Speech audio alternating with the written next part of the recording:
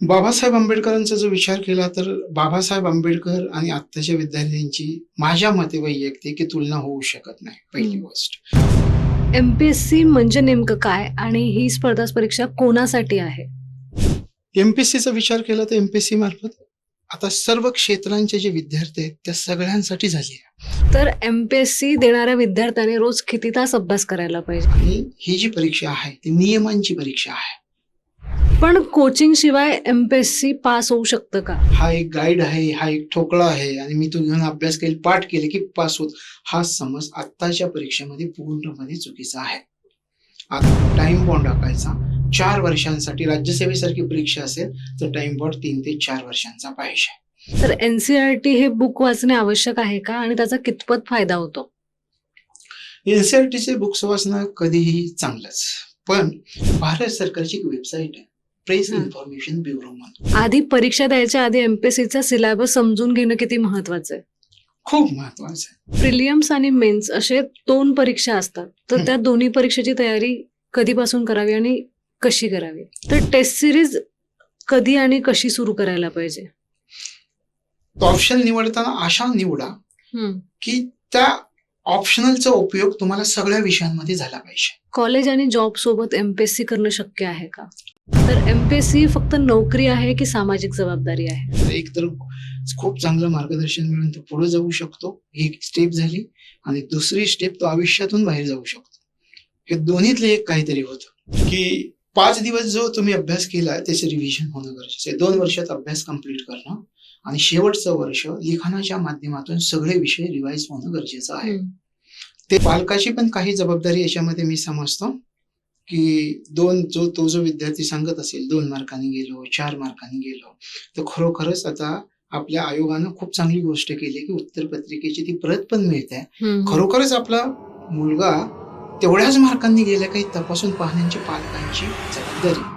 नमस्कार, मी सोनम. तुम्ही पाहतात महाराष्ट्र जागरण. आजचा आपला विषय आहे राज्यसेवा म्हणजे एमपीएससी या परीक्षेबद्दल आजच्या आपण पॉडकास्टमध्ये चर्चा करणार आहोत. स्पर्धा परीक्षा कशी द्यावी, एमपीएससीची तयारी कशी करावी आणि इतरही सगळ्या गोष्टी आजच्या पॉडकास्टमध्ये आपण कव्हर करणार आहोत. आणि या विषयावर मार्गदर्शन करायला माझ्यासोबत स्टुडिओमध्ये आहे कोकाटे सर. सर, खूप खूप स्वागत आहे तुमचं महाराष्ट्र जागरणमध्ये. एकंदरीत तुमचा 25 वर्षाचा प्रवास जो आहे, आज आपण विद्यार्थ्यांना सांगणार आहोत की नेमकं काय कसं आपण एमपीएससी बद्दल करू शकतो. एकंदरीत स्पर्धा परीक्षा म्हटलं की त्याचं जगच आमच्यासारख्या लोकांना वेगळं वाटतं. तर हे जग किती वेगळं आहे स्पर्धा परीक्षेचं आणि नेमकं एमपीएससी बद्दल काय सांगाल? नमस्कार. महाराष्ट्र जागरणचे सर्वांना. स्पर्धा परीक्षेचा जर आपण विचार केला तर कॉलेज आणि स्पर्धा परीक्षा म्हणजे याच्यामध्ये जी डिफिकल्टी लेवल आहे ती फक्त समजावून घ्यावी लागते. आणि सगळ्यात महत्त्वाचं म्हणजे आपण जर पाहिलं तर प्रत्येक विद्यार्थ्याचं स्वप्न आहे की आपल्याला मोठं अधिकारी व्हायचं आहे किंवा ह्या क्षेत्रामध्ये जायचं आहे. आणि ते होतं पण कसं की साधारणपणे ज्यावेळी ग्रॅज्युएशनचं शेवटचं वर्ष असेल, ग्रॅज्युएशन संपलं असेल, त्यावेळी ज्यावेळी त्यांना विचारलं जातं की इथून पुढं काय करणार, तर 99% मुलं अशी आहेत की स्पर्धा परीक्षा करायची आहे, तिथे अधिकारी पद आहे, तिथे जाऊन तयारी करायची आहे. पण मग याच्यामध्ये तयारी करताना की 2 गोष्टी लक्षामध्ये घ्याव्या लागतात. पहिली गोष्ट ही आहे की कॉलेजची असणारी डिफिकल्टी लेवल आणि स्पर्धा परीक्षांची असणारी डिफिकल्टी लेवल, यावेळी या विद्यार्थ्यांना योग्य मार्गदर्शन मिळणं गरजेचं आहे. तिथून जर योग्य मार्गदर्शन मिळालं, याच वेळी काय योग्य मार्गदर्शन मिळालं पाहिजे, त्याचं कारण असं आहे की जो सुरुवातीचा विद्यार्थी अभ्यासाला लागतो, उत्साह खूप त्याच्यामध्ये असेल, कष्ट करण्याची त्याच्यामध्ये तयारी असेल, तर त्याचा तो वेळ वाया न घालवता जर त्याला योग्य मार्गदर्शनाने पुढे न्यायचं असेल तर त्यावेळी त्याला प्रॉपर गायडन्सची गरज असते. एमपीएससी म्हणजे नेमकं काय आणि ही स्पर्धा परीक्षा कोणासाठी आहे? एमपीएससीचा विचार केला तर एमपीएससी मार्फत आता सर्व क्षेत्रांचे जे विद्यार्थी आहेत त्या सगळ्यांसाठी झाली आहे. म्हणजे इंजिनिअरिंग क्षेत्रांसाठी सुद्धा एमपीएससी मधून परीक्षा देता येतात, कॉमर्स क्षेत्रातल्या विद्यार्थ्यांना पण देता येतात, आणि अगदी अलीकडं असं आहे की मेडिकल क्षेत्रातले विद्यार्थी पण इकडे येतात. म्हणजे सर्वांसाठी परीक्षा आहे. मग याच्यामध्ये जर तुम्ही विचार केला, अगदी आर्ट पासून, कॉमर्स पासून ते इंजिनिअरिंग पासून असणारी सगळ्या पदांचा समावेश आता एमपीएससी मध्ये केला आहे. एमपीएससी सगळ्यांसाठी आणि ते कधीपासून देता येतं याचा जर तुम्ही विचार केला तर तुमची 19 वर्ष पूर्ण झाली की तुम्हाला ती परीक्षा देता येते. आणि साधारणपणे आपण असं म्हणतो की लास्ट इयरला असताना ती परीक्षा तुम्हाला देता येणार आहे. बरं, मग लास्ट इयरला असताना असेही काही विद्यार्थी आहेत की इकडे कॉलेज पूर्ण करताच परीक्षा पण पूर्ण करतात. खरं तर त्यांना आपण भाग्यवान म्हणूयात, कारण एवढ्या लवकर लगेच कॉलेजच्या शेवटच्या वर्षाला असताना पण असे विद्यार्थी 12वी पासून स्टडी करतात. म्हणजे दोन्ही तुमचे प्रश्न याच्यामध्ये येतात की कधीपासून देता येते, तर लास्ट इयर पासून तुम्हाला देता येते 19 वर्ष पूर्ण झाल्यापासून. आणि कधीपासून अभ्यास करायचा, तर 12वी पासून साधारणपणे आपण सुरू केला पाहिजे. एमपीएससीची तयारी ही कधीपासून सुरू करावी? तुम्ही सांगितलं की 12वी पासून सुरू करावी किंवा 12वीच्या आधीपासून. पण काही काही लोकांचं असं असतं की ते सुरुवातीपासूनच म्हणजे 5वी 6वीत असताना आजकाल आपण व्हिडिओज व्हायरल झालेले बघतो की मला IAS व्हायचं आहे किंवा मला एमपीएससी द्यायचं आहे, UPSC द्यायचं आहे. तर त्या विद्यार्थ्यांनी कधीपासून अभ्यास सुरू करायला पाहिजे? 5वी 6वी पासून जो आपण विचार करतो तर त्यांनी 11वी 12वी पर्यंत आपल्या शाळेच्या ज्या एक्झाम्स आहेत ते एकदम प्रॉपर देणं गरजेचं आहे.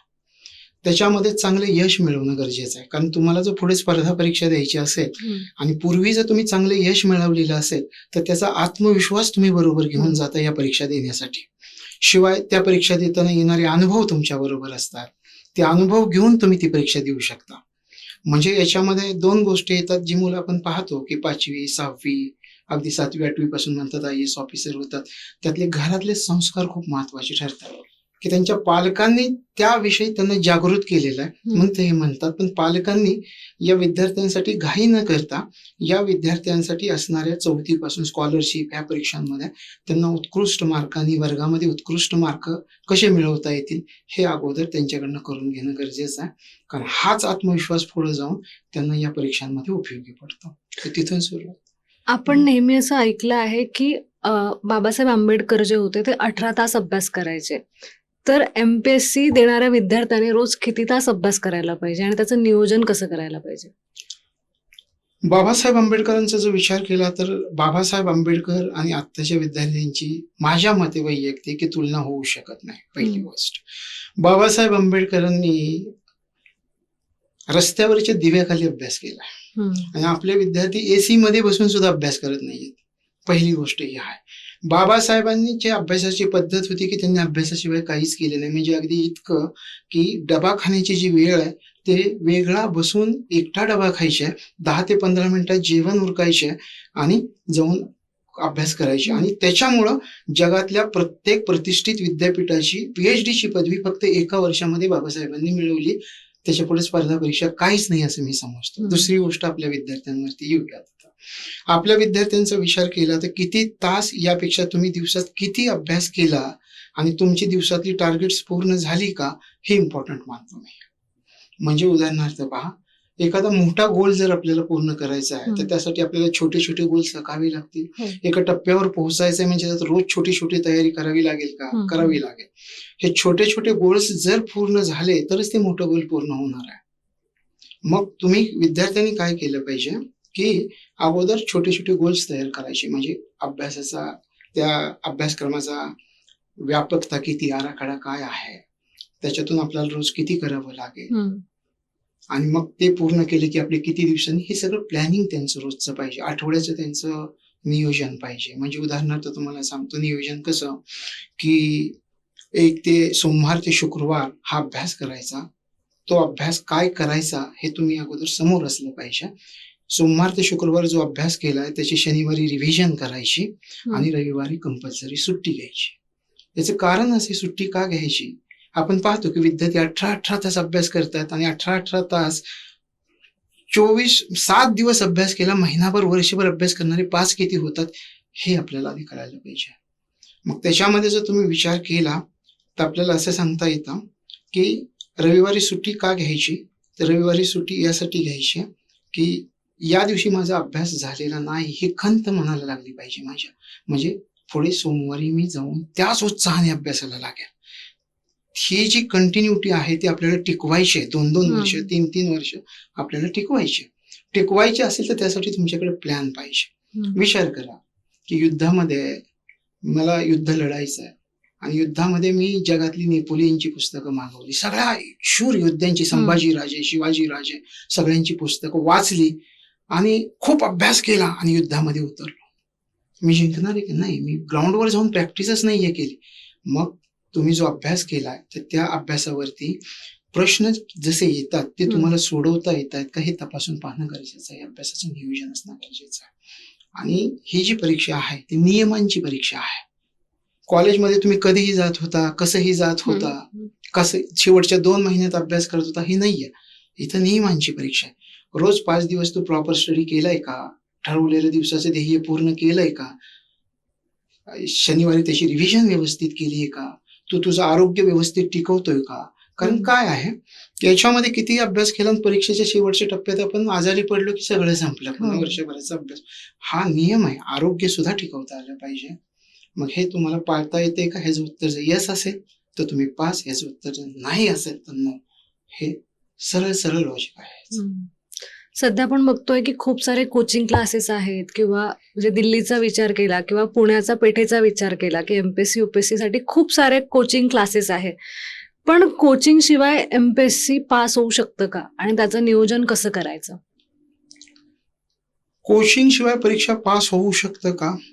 काही अंशी उत्तर होय देता येईल आणि बहुतांशी नाही देता येईल असंही सांगता येईल. दोन्हींची उत्तरं मी तुम्हाला सांगतो. आजपर्यंत जगातले सगळे मोठे योद्धे घ्या, सगळे मोठे विचारवंत घ्या, त्यांनी कोणाकडून तर मार्गदर्शन घेतलंय म्हणून ते त्या पदावरती आहे. पहिली गोष्ट. आजपर्यंत आपला क्रायटेरिया आपण पाहिला 1ली ते 5वी पर्यंतचा, तर तिथे रचनाच अशी केली आहे. कुठल्याही देशामध्ये पहा, अगोदर शिक्षक शिकवतात मग परीक्षा. मग ते मार्गदर्शन आपल्याला कळतं, परीक्षा कशी असणार आहे हे आपल्याला कळतं आणि मग त्या दृष्टिकोनातून आपण तयारीला सुरू करतो. मग याच्यामध्ये जर तुम्ही विचार केला तर एक गोष्ट लक्षामध्ये घ्यायची की तुम्हाला मार्गदर्शनाची गरज आहे, कारण दिशा दाखवणारा पाहिजे. अनुभवी माणूस पाहिजे. गुरु लागतो. गुरु लागेल, कारण तो तुम्हाला तुमच्या मार्गात पुढे जे येणारे अडथळे तो अडथळे सांगेल आणि विना अडथळ्यासह तुम्हाला तिथं नेऊन ठेवण्याचा प्रयत्न करेल. पण याच्यामध्ये ही पण गोष्ट आहे की प्रॉपर गायडन्स मिळवणं गरजेचं आहे. कारण आजच्या युगामध्ये जर मी पाहिलं, आज जे मी पाहतो तर हे काही क्लासवाले, सगळेच नाही म्हणणार मी, पण काही क्लासवाले असे आहेत की इंटरव्ह्यूला आलेल्या मुलांचे फोटो घ्यायचे, ते पास झाले की हे आमचेच विद्यार्थी म्हणून हे दाखवायचं आणि नवीन विद्यार्थ्यांची ऍडमिशन करून घ्यायची. येणाऱ्या पालकांना सांगायचं ही 2 वर्षाची फी, एवढी फी जर तुम्ही भरली तर तुम्हाला 2 वर्षामध्ये मुलाचा अभ्यास पूर्ण होईल आणि तेच पोरगं त्यांच्याच क्लासमध्ये राहून 5-5 वर्ष प्रिलिम्स सुद्धा पास होत नाही. प्रिलिम्स पहिली परीक्षा जर तुम्ही 5 वर्ष, पहिली क्वालिफाय एक्झाम आहे. क्वालिफाय एक्झामच तुम्ही पास होत नाही तर मेन्सला किती तयारी? पूर्व परीक्षेला 5 वर्ष तर पुढे जास्तच लागणार आहे. त्याच्यापेक्षा काठिण्य पातळी जास्त आहे पुढे. तर ती गोष्ट लक्षात आली पाहिजे. दुसरी गोष्ट तुम्ही जे विचारले की क्लास याच्यामध्ये मार्गदर्शन क्लासमध्ये लावलं पाहिजे का? आता खूप महत्वाची गोष्ट अशी आहे की एखाद्या क्लासमध्ये तुम्हाला मार्गदर्शन जर लावायचं असेल तर अगोदर तुम्ही डोळे झाकून आपला मित्र म्हणतोय म्हणून नाही लावायचा.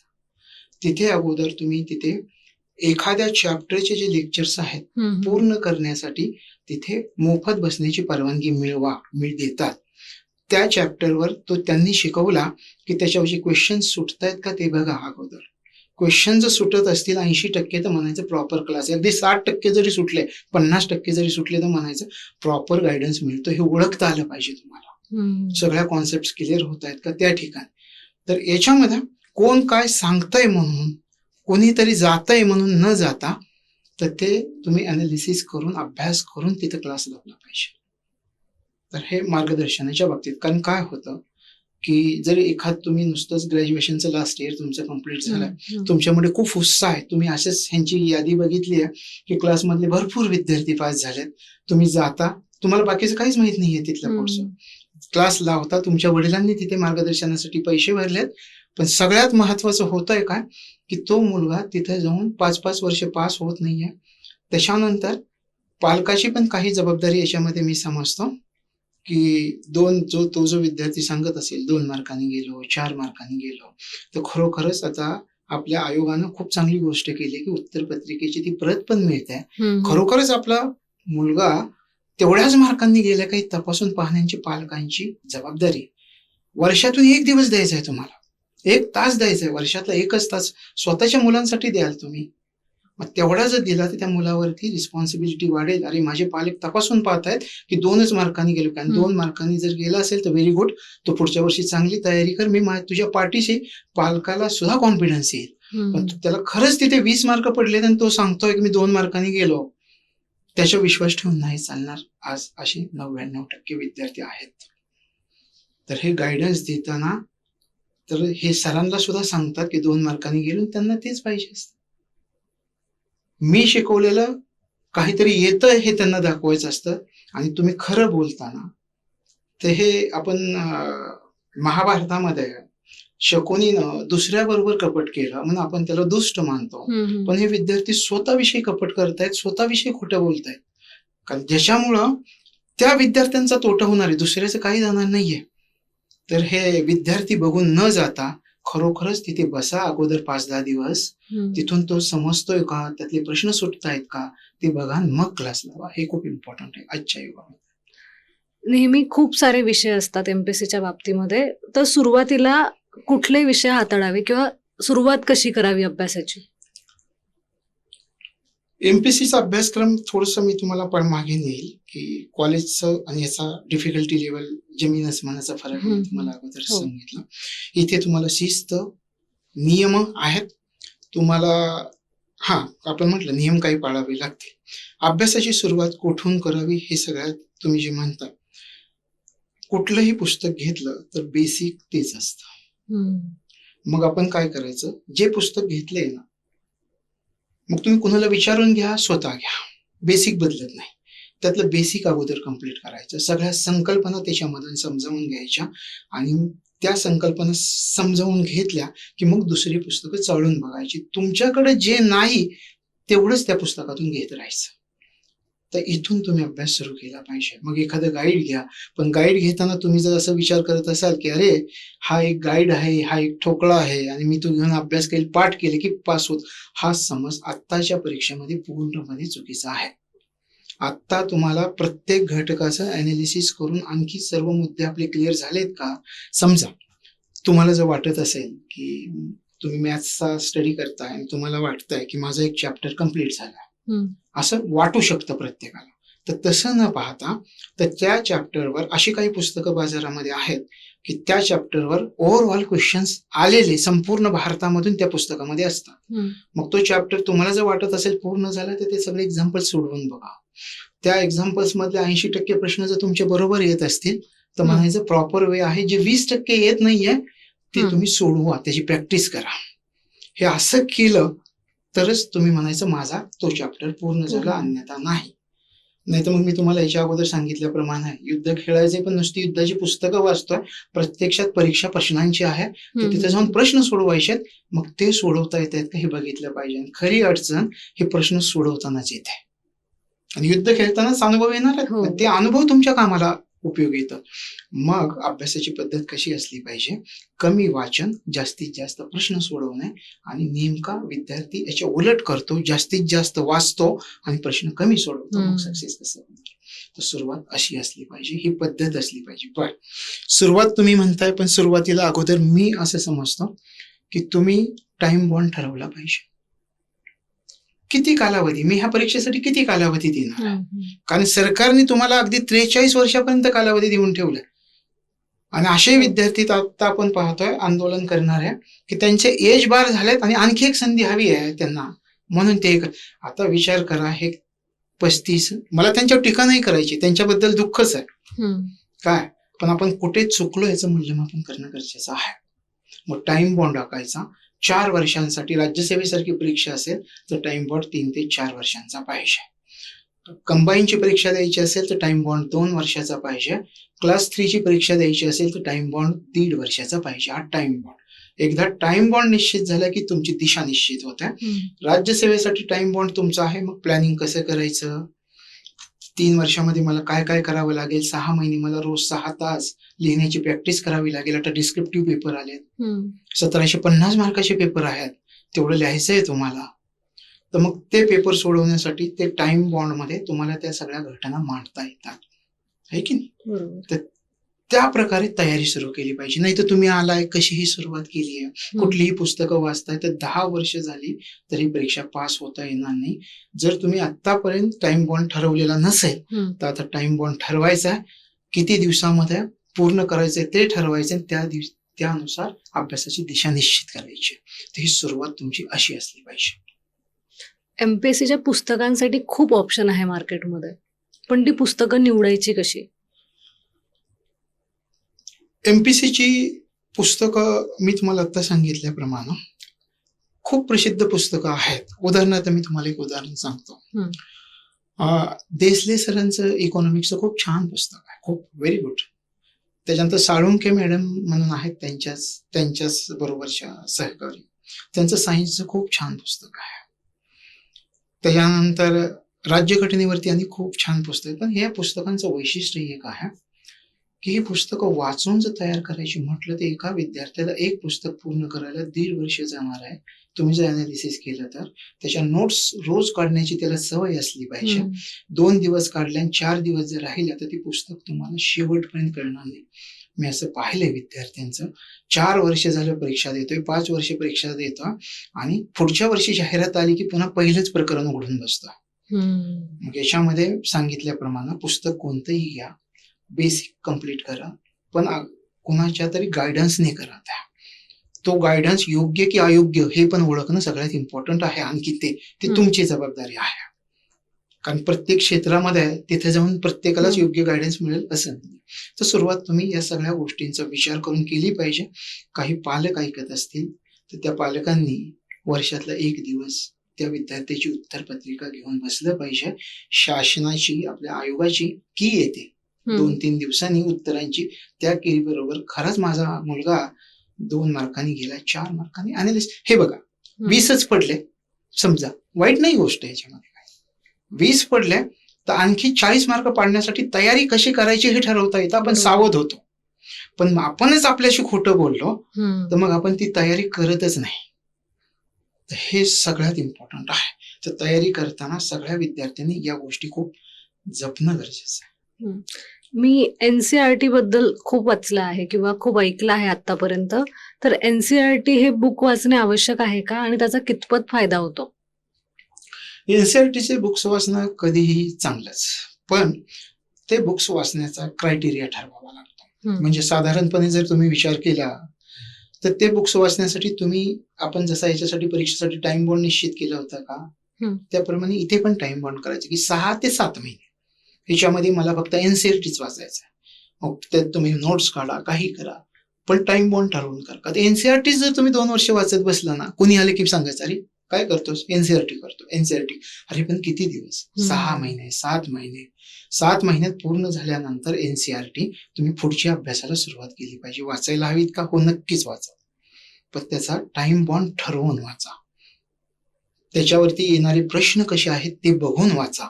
म्हणजे तुम्हाला तो वाचताना ते पुस्तक तिथेच प्रश्नांची तयारी पण करता येणार आहे. प्रश्न कसा येईल, मला उत्तर कसं द्यायचंय, कुठं फसवतील, तर ह्या सगळ्या गोष्टी त्याच्यामध्ये लक्षात येणार आहे. तर एनसीईआरटी वाचलं पाहिजे. 6वी ते 12वीची क्रमिक पुस्तक आहे ते वाचलं पाहिजे. एक उदाहरण सांगतो तुम्हाला. आता कंबाईनची परीक्षा झाली, राज्यसेवेची परीक्षा झाली, सगळीकडे चालू आहे की करंट अफेअर्स कुठनं आले हेच कळत नाही.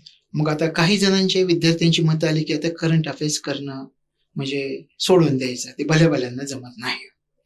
मग काही जणांनी सांगितलं की बाबा आता तुम्ही रोजच्या नोट्स रोज काढा किंवा तुम्ही ही मासिकं वाचा. पण तुम्हाला सांगतो, हे परीक्षेतनं जी परीक्षा झाली त्यावेळेस मी थोडंसं असं केलं की हे प्रश्न कुठून आले हे शोधायचं. तर शोधण्याचे 15 प्रश्न सापडले मला. 1 दिवस गेला माझा अख्खा, पण 15 प्रश्न सापडले कुठून आले. तर त्याच्यामधनं भारत सरकारची एक वेबसाईट आहे, प्रेस इन्फॉर्मेशन ब्युरो म्हणून. तर त्यातून 4 प्रश्न जसेच्या तसे आलेत. त्याच्यानंतर तुम्हाला सांगतो की टाइम्स ऑफ इंडिया मधून एडिटोरियल मधून एक प्रश्न जसाच्या तसा आला आहे. आणि युपीएससी साठी टाइम्स ऑफ इंडिया आणि हे जे आहेत आपला इंडियन एक्सप्रेस, ह्या दोन्हीतनं प्रश्न 12 ते 14 प्रश्न जसेच्या तसे आले. त्याचे पुरावे आहेत माझ्याजवळ, ते पुरावे पण जोडून ठेवलेत मी. मग हे विद्यार्थ्यांमध्ये मी सांगण्याचा ज्यावेळी प्रयत्न केला, काही विद्यार्थ्यांचं मत आलं असं कसं होईल, इंग्रजी पेपरमधनं कसं येतील आम्ही हा पण इंग्रजी पेपरमध्ये पण नॅशनल इव्हेंट्सच येतात जे तुम्हाला तुमच्या पुस्तकामधून मिळत नाहीत. तिथं बी इंटरनॅशनल इव्हेंट्सच आहेत जे तुम्हाला मिळत नाहीत, तुम्हाला माहिती नाहीत, पण ते आहेत. म्हणजे आता मुलं अभ्यास काय करतायत हे कळालंय आयोगाला पण, आणि आयोग तो ते सोडून सर्वांगीण पद्धतीने प्रश्न विचारायला सुरुवात केली. मुलं जे वाचतात त्याच्या व्यतिरिक्त प्रश्न विचारतात. हे शोधता आलं पाहिजे. तर ह्या गोष्टी मूल्यमापनाच्या आधारे असं सोडून देणं जे आहे तुमचं की जाऊ द्या जमणारच नाही कोणच, अगदी क्लासवाले सुद्धा हे सांगतात एवढेच आपण पैसे घेतो, तर हे शोधून देणं हे रिस्पॉन्सिबिलिटी त्या क्लासची की बाबा हे विद्यार्थ्यांना माहीत झालं पाहिजे. तर या गोष्टी इम्पॉर्टंट आहेत. मला कधी कधी असं वाटतं की विद्यार्थी पण प्रश्न विचारायला घाबरतात क्लासवाल्यांना. हे बघा कधी कधी काय होतं ना, तुमचे जे वीक पॉइंट्स आहेत ना ते तुमचे स्ट्रॉंग पॉइंट बनतात. आणि मग ते हा जो विद्यार्थी कॉलेजमध्ये तुम्ही असं केलं पण इथे येऊन तुम्हाला नाही चालणार. तुमच्या प्रत्येक प्रश्नाचं उत्तर तुम्हाला मिळणं गरजेचं आहे. हा बरं ठीक आहे. नॉलेज या शब्दाची व्याख्या काय आहे? कधी अनेकदा बीएडच्या कॉलेजमध्ये जेव्हा मी लेक्चर्सला गेलो तेव्हा विचारले, काही खूप कमी जणांना व्याख्या सांग, नॉलेज म्हणजे काय? जे जे येत नाही ते शिकून घेणं म्हणजे नॉलेज. नॉलेजची व्याख्या काय? कर्मवीर भाऊराव पाटील म्हणतात, वर्गातलं शिकवलेलं विसरल्यानंतर पोराच्या टाळक्यात जे उरतं त्याला शिक्षण म्हणायला हवं. शिक्षण असं असलं पाहिजे. आता तुम्ही प्रश्न काय विचारला होता मला? की विद्यार्थी पण कोचिंग क्लासेस जॉईन करतात फ्लो मध्ये येऊन ग्लॅमर बघून, पण तेच विद्यार्थी तिथे जाऊन शिक्षकांना प्रश्न का विचारत नाही किंवा मी तुम्हाला जे म्हटलं आन्सरेबल का नाहीये. जसं तुम्ही आता म्हटलं की आपण 50-50 1-1 लाख रुपये फी भरतो, तर ते शिक्षक पण तितके रिस्पॉन्सिबल असायला पाहिजे की त्यांनी ते प्रश्न शोधून द्यायला पाहिजे. पण कुठेतरी मला ते मिसिंग वाटतं. आता काय झाले माहिती का, तुम्ही जर क्लासेस बघितलं तर हे शिक्षक ओरडून शिकवतायत. तुमच्यावर जर एखादा माणूस सातत्याने ओरडत असेल तर तुमची विचारण्याची इच्छा होईल का? हे बघा, जो माणूस ओरडतो ना त्याला नॉलेज कमी असतं, आणि जो माणूस सहजपणे व्यक्त करतो ना मत, तर त्याला पूर्ण ज्ञान, त्याच्यातले कमीत कमी चांगलं ज्ञान असतं असं आपल्याला म्हणता येईल. तर हे ओरडण्यामुळे विद्यार्थी विचारणार, पण विद्यार्थ्यांना वैयक्तिकपणे व्हॉट्सअपवर प्रश्न पाठवून किंवा तिथे जाऊन विचारलं पाहिजे. मी म्हटलं तुम्हाला की तुमचा वीक पॉइंट सुद्धा, की हे जे वीक पॉइंटच म्हणूयात आपण याला, की तो सुद्धा तुमचा स्ट्रॉंग पॉइंट बनू शकतो. एमबीएच्या कॉलेजमध्ये तुम्हाला एक उदाहरण सांगतो मी. एमबीएच्या कॉलेजमध्ये एकदा सरांनी विद्यार्थ्यांना प्रश्न विचारायला सुरुवात केली की कशामध्ये एमबीए करायचं आहे, कसा वीक पॉइंट स्ट्रॉंग पॉइंट बनतो बघा. आणि मग सगळ्यांनी उत्तर द्यायला सुरुवात केली, HR मध्ये करायचंय, मार्केटिंग मध्ये करायचंय, फायनान्स मध्ये करायचंय. एक पोरग मागच्या बाकावर बसलं होतं, त्याला विचारलं तुला कशामध्ये एमबीए करायचंय? ते पोरग उठलं आणि म्हटलं मला मार्केटिंग मध्ये एमबीए करायचंय. मग सर हसले, सगळेजण हसले, आम्ही पण सगळे हसलो. मग त्याच्यानंतर त्याला सरांनी पुन्हा विचारलं, सांग पुन्हा कशामध्ये करायचं? तर ते पोरग चिडलं, त्याने उठलं म्हटलं सर केलं तर मार्केटिंग मध्ये एमबीए करणार नाही तर करणार नाही. मग सर म्हटलं ठीक आहे, आपण हे सगळ्यांची परीक्षा घेऊयात आणि मग ठरवूयात कशामध्ये एमबीए करायचं आहे. सगळ्यांना आम्हाला विकायला 100 रामायणाच्या प्रती दिली. आता विचार करा, 100 रामायणाच्या प्रती कोण विकत? सगळ्याच्या घरात रामायण आहे, बरोबर, कोण घेणार? मग सगळेजण, आणि ठरलं होते 8 दिवसांनी याच सेमिनार हॉलमध्ये सगळ्यांनी बसायचं.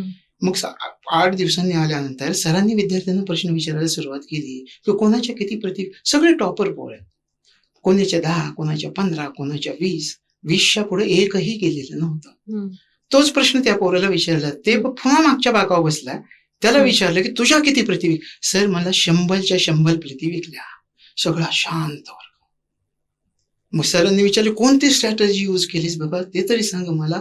ते म्हणायचं लोकांच्या दारात जायचो, उभं राहायचो, बेल दाबायचो, लोक बाहेर आले की त्यांना सांगायचं हे रामायण विकत घेता का वाचून दाखवू. बापरे. म्हणून वीक पॉइंट स्ट्रॉंग पॉइंट बनवता आला पाहिजे, हे तुमच्यामध्ये कौशल्य असलं पाहिजे. मग तुम्ही काय करा की तुमचे जे प्रश्न आहेत ते प्रश्न विचारा शिक्षकांना. शिक्षक ओरडत असतील तर जो हुशार विद्यार्थी ज्याच्या कॉन्सेप्ट केले त्याला विचारा, पण गप्प नका बसू. तर तुम्ही म्हणायचं प्रॉपर वेने पण चाललोय. तर हे इम्पॉर्टंट आहे. एकंदरीत भला मोठा सिलेबस देखील मुलांसमोर आहे की हे विषय करायचे, ते विषय करायचे. तर आधी परीक्षा द्यायच्या आधी एमपीएससीचा सिलेबस समजून घेणं किती महत्वाचं आहे? खूप महत्वाचं आहे. एमपीएससीचा सिलेबस म्हणजे तुम्हाला कुठं जायचं याचा नकाशा आहे. नकाशा आपण कुठेही जायचं असेल तर पहिल्यांदा मॅप पाहतून जातो, हा मॅप आहे, पण तो मॅपच आपण बघत विचार करता न मॅप बघता तुम्ही म्हणताय लंडनला जायचं, तुम्ही फक्त चालतच राहणार आणि धावतच राहणार कितीही वर्ष जाऊ द्या. पण तुमच्यासमोर मॅप असेल, तुम्ही रोज 5 तास चालला, आज ना उद्या तिथे पोहोचाल की नाही. मग हा मॅप आहे, तो अभ्यासक्रम समजावून घ्यायचा. अभ्यासक्रम समजल्याशिवाय तो व्याप्ती समजणार नाही, अभ्यासक्रम समजल्याशिवाय तर तुम्हाला टाइम बॉन्ड ठरवता येणार नाहीये. तर अगोदर अभ्यासक्रम समजावून घ्यायचा, किती आहे, कुठला आहे, कुठले विषय द्यावे लागतील, माझे वीक पॉइंट कोणते आहेत, माझे स्ट्रॉंग पॉइंट कोणते आहेत, जर वीक असतील तर त्याच्यावर तयारी मला कशी करता येईल, हे फक्त तुमचा तो अभ्यासक्रम बघूनच कळेल. तर अभ्यासक्रम बघणं खूप महत्वाचं आहे. प्रिलियम्स आणि मेन्स असे 2 परीक्षा असतात, तर त्या दोन्ही परीक्षेची तयारी कधीपासून करावी आणि कशी करावी? राज्यसेवा आणि कंबाईन ह्या 2 परीक्षा येतात. आता याच्यामध्येच तुम्ही विचार केला तर राज्यसेवा याच्या प्रिलियमची तयारी 12वी झाली की लगेच सुरू करावी. आणि कंबाईनचा जरी विचार केला, कोणाची ध्येय अशी असतात की मला फक्त अगोदर सरकारी नोकरी जाऊ द्या, मी परत अभ्यास केला. काहींची स्वप्न अशी असतात की जाऊन मला अधिकारी व्हायचं. मग त्या दोघांसाठी हे आहे की 12वी पासून जर अभ्यास केला कंबाईनच्या मुलाने तो लास्ट इयरला असतानाच पोस्ट मिळवू शकतो, पण तो तेवढा सिन्सिअर असणं गरजेचं आहे. यश नावाचा एक मुलगा होता आहे, तर त्यांचा FY ला होते ते, आणि एक दिवस असेच आले आणि विचारले की मला स्पर्धा परीक्षेचा अभ्यास करायचा आहे, मी काय करू सर? म्हणलं बाळा काय करायचंय, अधिकारी व्हायचं आहे का क्लास 2 का क्लास 1? ते म्हणले मला सरकारी नोकरीत प्रवेश करणं गरजेचं आहे. त्यांना टार्गेट दिलं, एक टार्गेट असं दिलं की हे तुम्हाला मी 4 महिने दिले, 4 महिन्यामध्ये मॅथ्स आणि रिझनिंग कम्प्लीट करायचं, काय करायचं ह्याची पण लेक्चर्स दिले मुद्दा की हे करून दाखव. 3 महिन्यानंतर त्यांनी परीक्षा अभ्यास केला, आता परीक्षेला बसला, ह्या आता कंबाईनची झालेली नव्हतीच परीक्षा, तर त्या परीक्षेला बसला. 20 पैकी 16 ते 17 प्रश्न त्याचे मॅथ्स रिझनिंगचे बरोबर आहे. म्हणजे हा अशा प्रकारे तयारी केली पाहिजे. हा, आता तुम्ही म्हटलं की कधीपासून, तर कधीपासूनच आहे, 12वी पासून तुम्ही तयारी केली पाहिजे. बरं, 12वी पासून तयारी करताना तुम्हाला तुमच्या कॉलेजचा अभ्यास सांभाळून हे करायचा आहे. म्हणजे नुसतं हेच नाही. कसा कराल तुम्ही कॉलेजचा अभ्यास? हे तुम्ही कॉलेजवरून आलं, कॉलेजवरून आल्यानंतर नियमितपणे 2 तास कॉलेजचा अभ्यास करायचा, तो कधीच चुकवायचा नाही. का? तुम्ही आता स्पर्धा परीक्षेचा खूप अभ्यास केला आणि कॉलेजची परीक्षा आली की तो अभ्यास लगेच सगळा बंद करावा लागेल की नाही? अगोदर कॉलेज तर पास होणं गरजेचं आहे. मग ह्याच्यावरती एक क्रायटेरिया ठेवायचा की रोज 2 तास कॉलेजचा अभ्यास करायचा आणि 2 ते 3 तास स्पर्धा परीक्षेचा अभ्यास योग्य मार्गदर्शनाखाली करायचा. आपण जे म्हटलं ना, योग्य मार्गदर्शनाखाली करायचं, 4 शब्द सुवर्ण अक्षर आहेत. हे योग्य मार्गदर्शन मिळणं खूप कठीण आहे, तर ते तुम्हाला शोधता आलं पाहिजे, हे खूप इम्पॉर्टंट आहे. तर असा अभ्यास तुम्ही केला. कॉलेजच्या अभ्यासाबरोबरच हा पण अभ्यास पूर्ण करणं गरजेचं आहे. तुम्ही थोड्या वेळा आधी सांगितलं की करंट अफेअर्सला सगळे लोक घाबरतात, चालू घडामोडी या विषयावरती. तर चालू घडामोडी जर कव्हर करायच्या असेल अभ्यासात, तर त्याच्यासाठी मुलांनी काय केलं पाहिजे? म्हणजे आधी आतापर्यंत मी ऐकलं की पेपर वाचला पाहिजे, तर ते किती महत्वाचं आहे? किंवा अजून आता वेबसाईटचं जग आलं आहे, वायफाय आहे, तर कुठल्या वेबसाईट्स त्यांनी बघायला पाहिजे किंवा कसं करंट अफेअर कव्हर केलं पाहिजे? मला सुरुवातीला एक अगोदर सांगतो, कोणावरती टीका वगैरे करायची नाहीये. मी जे बोलणार आहे ते जे अनुभवलंय किंवा मुलांना तयार करताना प्रत्यक्षामध्ये जे अनुभव, त्याच्याविषयी आपण थोडीशी चर्चा करूया. आत्ताचे पेपर झाल्यानंतर हा प्रश्न नाही येणं खूप धक्कादायक गोष्ट होती की एवढ्या ह्याच्यातनं. तर मी साधारणपणे परिक्रमा म्हणून एक पुस्तक आहे, 6 माही परिक्रमा, तर त्याचे जानेवारी 24 पासूनचे 25 एंड पर्यंतचे प्रश्न पाहिले आणि सिम्प्लिफाईड म्हणून प्रश्न पाहिले. हे सगळ्याच विद्यार्थ्यांना माहिती, त्यातनं आलेले नाही, ते मी म्हणतोय असं काही नाही त्याच्यात. पण त्याच्यातून किती पानांमधून, तर परिक्रमाची जवळजवळ 2000 पान, जानेवारी 24 पासूनची ते डिसेंबर 2025 पर्यंत 3 प्रश्न आले 2000 पान. कसा अभ्यास? हे शोकांतिका. आता ते लाख दाखवतील की ह्या आला तो आला, पण त्याच्यात सगळं वाचून ते पुरावे गोळा करून ठेवले आणि कुठून आले त्याचे पण पुरावे. मी तुम्हाला सांगितलं PIB वेबसाईट आहे, 4 प्रश्न ऍज इट इज, जशीच्या तशी वाक्य पेपरमध्ये आलेली. आजही तुम्ही गेला बघितली तर तुम्हाला तिथे दिसतील. सिम्प्लिफाईड जरी तेच केलं, दोघांना मिळून 3 प्रश्न आले. म्हणून विद्यार्थी गोंधळला. अगोदर मी तुम्हाला सांगितलं विद्यार्थी का गोंधळला यामुळं. आणि मग वर्गामध्ये करंट अफेअर जे शिकवतात ते यातलं शिकवतात. साधारण प्रश्न येणार, मग काय केलं पाहिजे? तर राष्ट्रीय पातळीवर ज्या ज्या घटना घडत आहेत त्या सगळ्या घटना तुम्हाला एकत्रित करायच्या असतील, तपासून पाहायच्या असतील, तर शासनाची PIB नावाची वेबसाईट आहे, त्याच्यामध्ये सर्व घटना देतात. 4-5 प्रश्न तिथूनच यायला लागले. त्या वेबसाईटवर रोज घडामोडी पडतात, वेगवेगळ्या मंत्रालयाच्या असतात. त्या मंत्रालयाच्या घडामोडी अभ्यासणं गरजेचं आहे. त्याच्यानंतर एडिटोरियल्स येतात हिंदूचे, त्यातनं पण आता ह्यांची मर्यादा थोडी आहे कारण मराठी विद्यार्थी आहेत आपल्या, पण असे काही क्लासेस पण आहेत की जे मराठी करून देतात त्यांना, तर ते तपासून पाहायला पाहिजे. त्या नॅशनल घडामोडी, मी चालू घडामोडी तुम्हाला पूर्ण करता येतील. उदाहरणार्थ तुम्हाला सांगतो की UPSCच्या काही वेबसाईटवरती मला प्रश्न आढळले, हे करंट अफेअर्सचे आलेले वेगवेगळ्या क्लासेसचे पण आहेत. तर त्या 2-3 वेबसाईटमध्ये मिळून हे सगळे प्रश्न तुम्हाला आजही गेला ते 15 प्रश्न तर सापडतील, आजही गेलं तर. मग त्याच्यामध्ये दृष्टीची वेबसाईट आहे, त्याच्यामध्ये ते अड्डा 247ची वेबसाईट आहे. ह्या 2 वेबसाईट आणि PIB हे जर तुम्ही वेबसाईट केली तर तुम्हाला 12 ते 14 प्रश्न कव्हर होतील. आता प्रश्न कव्हर होतील, आपण त्यांना वेबसाईट सांगितल्या. मुलांनी नोट्स स्वतः बनवणं किती गरजेचं आहे? आता याच्यामध्ये हा जो अभ्यासक्रम व्यापक आहे. मग तुम्ही म्हणता की नोट्स बनवणं किती गरजेचं आहे? खूप गरजेचं आहे, पण त्यासाठी रोज 1 तास देणं गरजेचं आहे. 1 तास, एक तास जर तुम्ही रोज दिला तर तिथेच तुम्हाला करंट अफेअर्सवर कितीही अवघड प्रश्न आला, रोजचा 1 तास, म्हणजे तुम्ही जर आपण जसं कसं कॉलेजच्या शेवटच्या दिवसांमध्ये नोट्स आणून वाचायचो, तशी मुलं काय करतात की शेवटची 2 परीक्षेची जाहिरात आली ही पुस्तकं आणतात आणि पटपट वाचून घेतात. तर तीही परीक्षा नाहीयेच. त्याच्यामध्ये तुम्ही स्वतःच्या नोट्स काढल्या पाहिजेत, सगळ्या घटना आल्या पाहिजेत. आणि ह्या घटना करताना नियमितपणे जर तुम्ही अभ्यास केला तर फक्त 4च पानांच्या घटना काढाव्या लागतात, म्हणजे 1 ते सव्वा तास जाऊ शकतो. आणि त्याच्यामध्ये जर हा नियमितपणा कधी सोमवार ते शुक्रवार पर्यंतचा जर ठेवला तर तुम्हाला 11-12 प्रश्न सुद्धा बरोबर येणारे विद्यार्थी आहेत. ते अशी सर्वांगीण येईल. मग आपण कंटाळा करतो, आपण काय करतो, डायरेक्ट गाईड आणतो, गाईड वाचतो आणि परीक्षेला जातो. बरं, त्या गाईडमध्ये इतकं भरलेलं असतं की तुम्ही लिहायला गेलं तर तुमच्या 10-15 वह्या होतील, इतकं भरलेलं असतं. छोटी अक्षर असतात आणि मग त्याचा एवढाच अभ्यास करणं कठीण आहे ना, लक्षात ठेवणं कठीण आहे ते. बरं, एखादी घटना वाचली तर त्याच्यावरचे प्रश्न तुम्ही सोडवले पाहिजे. मी तुम्हाला जे सांगितलं की 1 चॅप्टर पूर्ण झाला तर ना तुमच्या चालू घडामोडी आहे, स्पोर्ट्सवरच्या सगळ्या घडामोडी तुम्ही तयार केल्या, तर स्पोर्ट्सवर असणारे सगळे प्रश्न तुम्ही सोडवले पाहिजेत. की बाकीच्यांचे वेगळे प्रश्न आले, मग आपला का राहिला हा मुद्दा, हे स्वतः तपासून पाहिलं पाहिजे. स्वतःची परीक्षा घेता आली पाहिजे. हे खूप इम्पॉर्टंट आहे याच्यामध्ये. आपण आतापर्यंत बघतो की टेस्ट सिरीज हा प्रकार पण खूप चालतो, कोचिंग क्लासेस कडून दिला जातो की किंवा काही मुलं असं असतात की जे 1 वर्ष क्लासेस केल्यानंतर सेल्फ स्टडी करून टेस्ट सिरीज वगैरे जॉईन करतात. तर टेस्ट सिरीज कधी आणि कशी सुरू करायला पाहिजे? पहिली गोष्ट, एक नियम सांगतो, त्याच्यानंतर आपण हे कधी टेस्ट सिरीज कधी आणि कशी सुरू करायची ते सांगतो.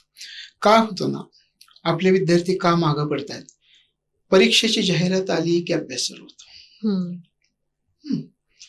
नियम असा आहे या परीक्षेचा की परीक्षेची जाहिरात आली की तुम्ही प्रश्नपत्रिका सोडवायला सुरुवात केली. वर्षभर करताय ना तुम्ही अभ्यास, वर्षांनी जाहिरात आली येते, वर्षांनी जाहिरात आली याचा अर्थ असा आहे की वर्षभर तुम्हाला अभ्यासाला दिला आहे. आणि मग जाहिरात आली की तुम्ही कुठला विषय कमी पडतोय का हे तपासून पाहण्याची वेळ आहे, अभ्यास करण्याची वेळ नाहीये. ते तपासून पाहता आलं पाहिजे, कुठल्या विषयात कमी पडतोय का. जर समजा पॉलिटिकल सायन्स मध्ये 15 प्रश्न असतील, 15 मधले माझे अजून 10च येतात, मी 5 प्रश्नांमध्ये कुठे कमी पडतो हे तपासून पाहण्याची ती वेळ आहे. 4-5 महिन्याची देतात आपल्याला. मग ते तुमच्या उणीवा तुम्ही कमी करत करत करत परिपूर्णतेकडे जाता. तर तिथून तुम्ही प्रॅक्टिस केली पाहिजे. तरी पण जर अभ्यास झाला नसेल आणि तुम्ही खरंच त्या अभ्यास केलाय तर त्याच्यामध्ये तुम्ही काय करायचं की आपला अभ्यास झालाय की नाही हे पाहण्यासाठी वेगवेगळ्या टेस्ट सिरीज ज्या आहेत त्या टेस्ट सिरीज घेऊन सोडवणं खूप गरजेचं आहे. टेस्ट सिरीज जर सोडवायला भीत असाल तर मी जे सुरुवातीला उदाहरण दिलं स्वतःचीच. 100 पुस्तकं वाचली मी युद्धाची, पण जाऊन हारलोय तिथे, कारण मला रणांगणावरची प्रॅक्टिस नाहीये. हम्म. प्रश्न सोडवण्याची प्रॅक्टिस तुम्हाला गरजेची आहे, त्याशिवाय तुम्ही जिंकणारच नाही आहात. तर हे खूप महत्वाचं आहे. एका विषयात जर वारंवार चुका होत असेल तर त्या सुधरवायच्या कशा? एखादा कठीण विषय आहे सायन्स सारखा, हम्म. आता आर्ट्सचे जे विद्यार्थी येतात त्यांना सायन्स सारखा विषय कठीण जातो. प्रॉपर ज्यांनी बेसिक व्यवस्थित शिकवलंय सायन्सचे लेक्चर्स ते घेणं गरजेचं आहे. पहिली स्टेप. त्या स्टेपमध्ये रोज अर्धा तासाचे लेक्चर त्यांनी जे शिकवले, अर्धाच तास घ्यायचं. जे अवघड जातो ना विषय, त्याचं एकदम 2 तासाचं लेक्चर नाही घ्यायचं, कधी अर्धाच तास घ्यायचं. अर्धा तासाचं लेक्चर तुमचं 1.25 तासात पूर्ण होतं. रोज अर्धा तास करत गेला तर 6 महिन्यात तो विषय तुमचा आवडीचा विषय होतो. ही एक पद्धत आहे, हम्म. ती पद्धत समजणं गरजेचं आहे. येतच नाही म्हणून त्याच्याकडे बघायचं. विचार करा, आपल्याला लहानपणी गोष्ट सांगितली लाकूड तोडायची, हम्म. अख्ख्या लाकडाची मुळी घेतली तर तुटणार आहे का? नाही तुटणार. नाही. पण एक लाकूड काढलं की तुटेल. हो. त्यातला थोडाच भाग काढ, तुम्हाला समजताय हम्म. तेवढा थोडाच भाग काढायचा, समजावून घ्यायचा. रोज थोडं थोडं केलं की तो अख्खा विषय पूर्ण होणार आहे 6-7 महिने. हे अवघड विषयाबाबत ही स्ट्रॅटेजी युज करायची. कुठलाच विषय अवघड राहणार नाही तुमच्यासाठी. कॉलेज आणि जॉब सोबत एमपीएससी करणं शक्य आहे का? हो, नक्कीच. कॉलेज आणि जॉब सोबत एमपीएससी करणं सोपं आहे. तुम्हाला सांगू का की अनेकदा 5-5 वर्ष विद्यार्थी फक्त पूर्व परीक्षा पास होत नाही, ज्याला आपण प्रिलिम्स म्हणतो. आणि काम करणारी लोक 1-1.5 वर्षामध्ये प्रिलिम्स पास होतात. उदाहरण सांगतो, रोज 5 तास जर अभ्यासासाठी देता आला तर पुढच्या वर्षी तुम्ही प्रिलिम्स पास झालाच पाहिजे. 5 तास देऊन एका वर्षात संपूर्ण अभ्यासक्रम संपवता येतो. फक्त तुम्ही रोज काय करणार ते टार्गेट्स पूर्ण करायचे. उदाहरणार्थ तुम्ही इकॉनॉमिक्स सारखा विषय घेतला, नॅशनल इन्कम मध्ये संकल्पना आहे, जीडीपी आहे, जीएनपी आहे, एनएनपी आहे. आज मी काय ठरवेल, ह्या संकल्पना 3-3 वर्ष पोरांना कळत नाही. जीडीपी डिफ्लेटर आहे, मी आज समजून घेईल फक्त जीडीपी म्हणजे काय, मी उद्या समजून घेईल जीएनपी, तिसऱ्यांदा एनएनपी, जीडीपी डिफ्लेटर काय आहे. हे ह्या अशा थोड्या थोड्या घटना समजावून घेतल्या की मग तो अभ्यास तुम्हाला पूर्ण करता येतो वर्षभर. असा 5 तास जरी तुम्ही केले ना, 4-5 तास, पण रोज एक उत्तर तुम्हाला मिळालं पाहिजे संध्याकाळी. आज जे मी टार्गेट घेतलं ते आज माझ्याकडून पूर्ण झालं आहे. यस, तर फायनल उत्तर एस असणार आहे, पास की नापास मधलं. सोमवार ते शुक्रवार आणि कंपल्सरी रविवारी सुट्टी द्यायची. पण नाहीतर मला कामाचा रविवारी सुट्टी आहे म्हणून मी रात्रंदिवस अभ्यास केलाय, दुसऱ्या दिवशी काम पण नाही करवणार. बरोबर. त्या दिवशी सुट्टीच घ्यायची. मी म्हटलं ना, रूल्सची परीक्षा आहे, रूल्स पाळता आले पाहिजे. तिथे रूल्स पाळता की नाही, पाळले तर यस, नाही पाळले तर नो. का ती उत्सुकता टिकवायची आहे, ओढ टिकवायची आहे, आणि मग तिथपर्यंत पोहोचणार. कन्सिस्टन्सी खूप मॅटर खूप करते. महत्वाची आहे त्याच्यामध्ये. आता कन्सिस्टन्सी असेल, पण एमपीएससी ची परीक्षा दिल्यानंतर अपयश आलं की, म्हणजे कुठल्याही परीक्षेत म्हणा तुम्ही, आपण जर अपयश आलं किंवा फेल झालो तर मानसिकरित्या माणूस खचतो. तर त्याच्यासाठी त्यांनी कसं प्रिपेअर केलं पाहिजे स्वतःला? पहिली गोष्ट, जो पेपर तुमचा झालाय त्या पेपरचं अनालिसिस करायचं. हे बघा, यश अपयश ह्या गोष्टी आहे की नाही समोरच येतात, आणि आपण म्हणतो दिसतं ते यश आणि नाही दिसत ते अपयश. पण अपयशाचा जर तुम्ही विचार केला तर आलंय, आणि त्या पेपरचं अनालिसिस करायचं. 2 पद्धतीने पेपर तपासायचा. पहिला, पोरं म्हणतात माझं 40 स्कोर आलं, पण 40 मध्ये अंदाजे किती सोडवले. अंदाजेचा काही उपयोगच नाही ना, ते आपण अंदाजे सोडवले, ते बरोबर पण येऊ शकतात, चुकीचे पण येऊ शकतात. आणि मी प्रॉपर ते उत्तर किती असे आहेत त्या 100 पैकी की ज्याला पूर्णपणे त्याच्याविषयी मला माहिती आहे, त्यांची विभागणी करायची. मग आपल्याला उत्तर मिळतं की बाबा प्रॉपर तुला 20-25 प्रश्न आलेत, 75 प्रश्न तू माग आहे. मग विषयांची विभागणी करायची, कुठे कमी पडलो. मॅथ्स रिझनिंग सारखा कंबाईन सारखी परीक्षा असेल, मॅथ्स रिझनिंग सारखा जर विषय असेल तर 20 प्रश्न आहेत. त्या 20 प्रश्नापैकी मला किती मार्क पडायचे? 16. मला पडले किती? 4. व्हेरी गुड, काही त्यात वाईट नाही. खरं बोलला ह्यातच यश आहे. 4 पैकी मला अजून 12 मार्क त्याच्यामध्ये वाढवायचे. मग कसे वाढवी, किती प्रकरणं आहेत हे तपासून पाहायचं, आणि रोज त्याच्या प्रॅक्टिसला सुरुवात करायची. सगळ्या विषयांची अशीच विभागणी करायची. कुठे कमी पडलो, हे प्रकरण समजून सुद्धा मला ह्याच्यातलं उत्तर नाही सोडवता आलं, का नाही सोडवता आलं, मला कॉन्सेप्ट मध्ये मी समजण्यात चुकलो का, हे स्वतःचं मूल्यमापन करायचं. असं जर केलं तर तेच 20 पुढच्या वेळी दुप्पट 40 वर तुमचे जाऊ शकतात. आणि बरोबर. अशीच जर चांगली प्रॅक्टिस केली तर तुम्हाला जे 60 गुण आहेत पास होण्यासाठी. बरं, आता तुम्हाला एक उदाहरण सांगतो. कंबाईनची परीक्षा अनेक वर्ष पूर्ण नापास होतात राज्यसेवा. एक क्रायटेरिया, पास कसं व्हायचं. मिळवायचे मार्क 60, आधी किती मार्क मिळवायचे ह्याची स्ट्रॅटेजी ठरली पाहिजे. पास होण्यासाठी 60 गरजेचे आहे. बरं, 60 पाडायचे म्हणजे 65 प्रश्न बरोबर आले पाहिजेत, कारण ते मायनस पण होतात. 4 प्रश्न चुकले की 1 मायनस होतो. मग आता ह्याच्यामध्ये ही स्ट्रॅटेजी एकदा ठरवली की मग आपल्याला काय करायचं की 65 प्रश्न बरोबर आणायचे. मग 15 ते 16 प्रश्न मॅथ्स रिझनिंग मध्ये बरोबर आले पाहिजेत. 9 ते 10 प्रश्न तुमचे करंट अफेअर्स मध्ये आले पाहिजेत. सायन्सचा मी जे तुम्हाला बेसिकपणे अभ्यास सांगितला तसा केला तर 8 ते 9 प्रश्न तुमचे आपोआपच बरोबर येतील. रोज थोडा थोडा केला. निम्मे मार्क इथे झाले का तुमचे? 16, 10, 26 आणि 8 म्हणजे तुम्हाला 60 पाहिजे, त्यातले 32 निम्मे तर इथेच झाले. पुढे तुमचे आवडीचे विषय, पॉलिटिकल सायन्स आहे, इकॉनॉमिक्स आहे, हिस्ट्री आहे, जिओग्राफी आहे, तिथं 30-35 मार्क पडतातच. सगळ्यांना तिथंच मार्क पडतात. हे जे सांगतात ना ते सगळे मार्क ह्याच 4 विषयात पडलेले असतात. म्हणजे इथे हा विषय मी स्किप केला, तो केला असं नाही. सगळेच विषय इम्पॉर्टंट. आई वडिलांना दोन्ही मुलं जशी समान असतात ना तसे ते या परीक्षेला सगळे विषय समान आहेत. सगळ्याला धरून चालायचं. आता यामध्ये एक ऑप्शनल सब्जेक्ट पण असतो, तर ऑप्शनल सब्जेक्ट निवडताना काय लक्ष द्यायला पाहिजे? ऑप्शनल सब्जेक्टचा हा झाला राज्यसेवेचा भाग. राज्यसेवेचा जर तुम्ही विचार केला तर राज्यसेवेच्या मुख्य परीक्षेचा तुम्ही मला प्रश्न विचारला आहे तर एकूण 9 सब्जेक्ट असतात. मी तुम्हाला माहिती सांगतो त्याची. एकूण 9 सब्जेक्ट आहेत. त्यातला पहिला सब्जेक्ट, पहिले 2 सब्जेक्ट आहेत ते लँग्वेजेसचे आहेत. मराठी भाषा आणि इंग्रजी भाषेवर तुमचं किती प्रभुत्व आहे आणि ते त्याचे गुण नाही धरले जात तुमच्याकडे. तिथे फक्त तुम्हाला 25% वाढायचे. 25% मार्क पडले तरच पुढचे पेपर तपासले जातात, अन्यथा तपासले जातच नाही. पेपरच तपासले जात नाही. म्हणजे ह्याचं ज्ञान तुम्हाला कमीत कमी 25% असलं पाहिजे. बरं, त्यात विचारतात तरी काय, उतारे त्याच्या खालचे प्रश्न आपण 8वी 5वी 10वी पासून, पण काठिण्य पातळी जास्त आहे, डिफिकल्टी लेवल जास्त आहे या उतार्यांची. शब्दसंग्रह विचारला जातो, छोटे छोटे निबंध आपल्याला असायचे 10वी 12वी ते छोटे छोटे निबंध विचारले जातात. त्याच्यानंतर मराठी इंग्रजी भाषांतर विचारलं जातं. मराठी विषय त्यातला 5 टप्पे आणि इंग्रजी विषयाचे 4 टप्पे असे हे विभागून दिलेले 25% पाडायचे. हे 2 झाले आहे की. ऑप्शनल कडे जाऊयात आपण. त्याच्यानंतर तिसरा पेपर येतो एसीचा, निबंधाचा, त्याला 250 मार्क आहेत. त्याच्यानंतर 4था, 5वा, 6वा आणि 7वा पेपर जीएस चे पेपर येतात. General studies 1, general studies 2, general studies 3, 4 आणि आता तुम्ही जे म्हटलं 8वा आणि 9वा तो ऑप्शनल येतो. 8वा पेपर जो येतो ऑप्शनलचा तर त्याच्यामध्ये पहिली गोष्ट उत्कृष्ट लेक्चर्स आणि उत्कृष्ट पुस्तकं तुमच्याकडे असणं गरजेचं आहे. आणि याच्या अगोदर ज्यांनी तुम्हाला फक्त ऑब्जेक्टिव्ह शिकवलंय अशांकडे क्लासला जाऊ नका, पैसे वाया जातील. जे म्हणतात 10,000 शिकवतो 15,000 शिकवतो ते शिकवणार नाहीत, वेळ वाया घालवतील. बरं, ऑप्शनल निवडताना कसा निवडायचा, आता ह्या प्रश्नाकडे विषयांची एक तुम्हाला रचना कळाली कशी आहे.